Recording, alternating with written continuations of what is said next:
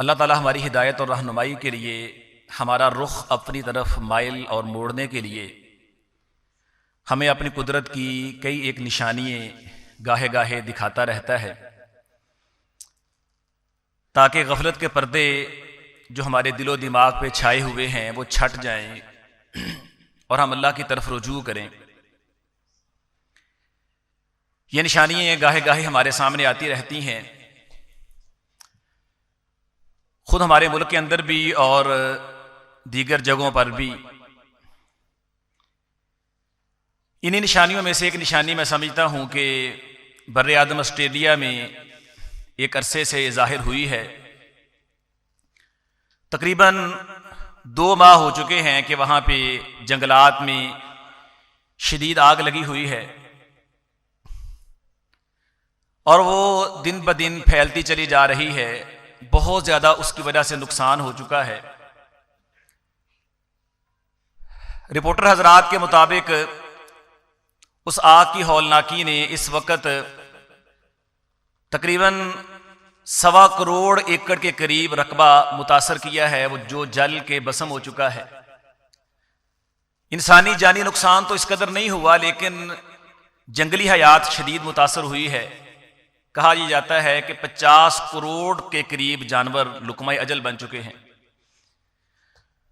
100 के करीब मुकामात इससे मुतासर हुए हैं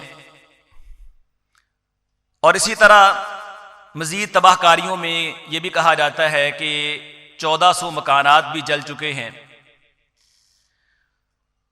ये इस कदर हौलनाक है कि इसको बुझाने की, ख़त्म करने की कोशिशें की जा रही हैं। कहा जाता है कि 500 फाइटर्स मुसलसल इसको बुझाने में मसरूफ़ हैं, लेकिन अभी तक इस आग के बुझाने पे काबू नहीं पाया जा सका। खुशाइंद बात यह है कि वहाँ के जो मुसलमान हैं उनके दिल में अल्लाह ताला ने ये बात डाली और ये इंसानी हीले तदाबीर जब नाकाम हुई तो उन्होंने अल्लाह के दरवाजे पे दस्तक दी, नमाज़े इस्तिस्का का एहतमाम किया। तो अल्लाह ताला ने अपने बंदों की दुआ को कबूल किया और आसमान से बारिश नाजिल कर दी। चंद दिनों से बारिश हो रही है और इम्कानात हैं कि मजीद बारिश होगी, तो अल्लाह की रहमत और तौफीक से अल्लाह का ये अजाब टल जाएगा। तो हजरात, ये वाकया इसके अंदर हमारे लिए इबरत और नसीहत के कई एक पहलू हैं। सबसे पहली बात यह कि ये आग क्यों लगी है। अगर आप रिपोर्ट्स पढ़ेंगे, माहिरीन को देखेंगे, तो आमतौर पे हर चीज का कोई ना कोई सबब बयान किया जाता है और जो ज़ाहरी सबब होता है हम उसको ले लेते हैं और हकीकी और मानवी सबब हम इग्नोर कर देते हैं।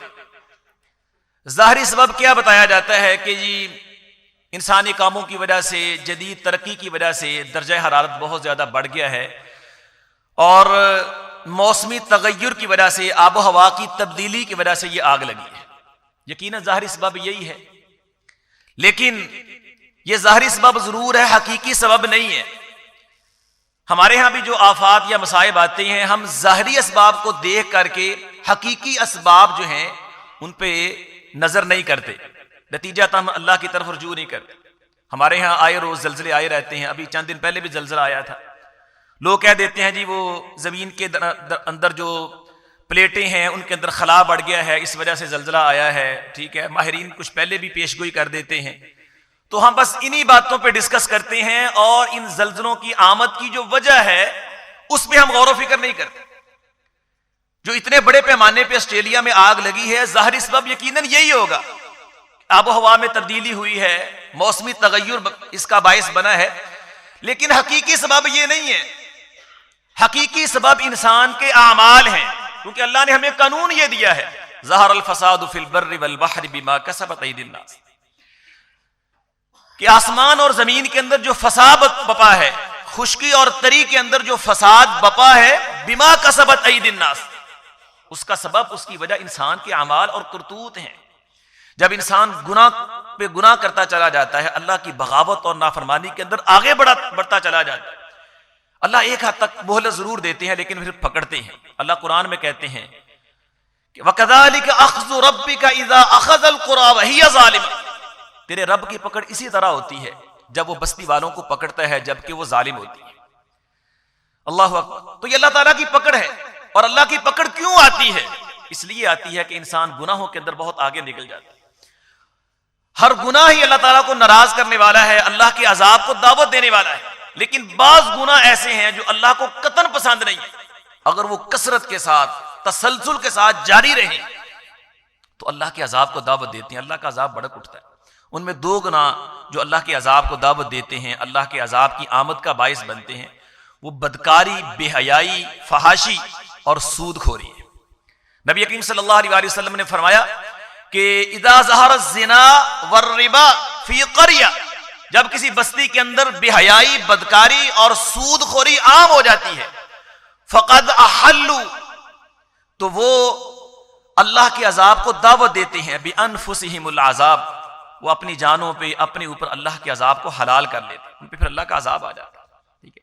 और आका अलैहिस्सलाम ने एक और हदीस के अंदर ये बात भी फरमाई है, लम तज़हरिल फ़ाहिशतु फ़ी क़ौमिन हत्ता युअलिनू बिहा इल्ला फशा फ़ीहिमुत ताऊन वल औजा अल्लती लम तकुन फ़ी अस्लाफ़िहिमुल लदीना मज़ौ, कि जब कोई कौम अलानिया बेहयाई का इर्तिकाब करने लगती है, बेहयाई के काम, बेहयाई के उमूर उनके अंदर फैल जाते हैं, फिर उनके अंदर ऐसे ऐसे मसाइब, परेशानियां, अजाबात आते हैं जो उनसे पहले लोगों के अंदर नहीं आए होते। तो ये कौमें जो हैं बज़ाहिर तरक्की याफ्ता हैं, इन्होंने बड़ी तरक्की की है, हम इनकी तरक्की की मिसालें देते हैं और इनकी तरक्की से बड़ा मरऊब हैं।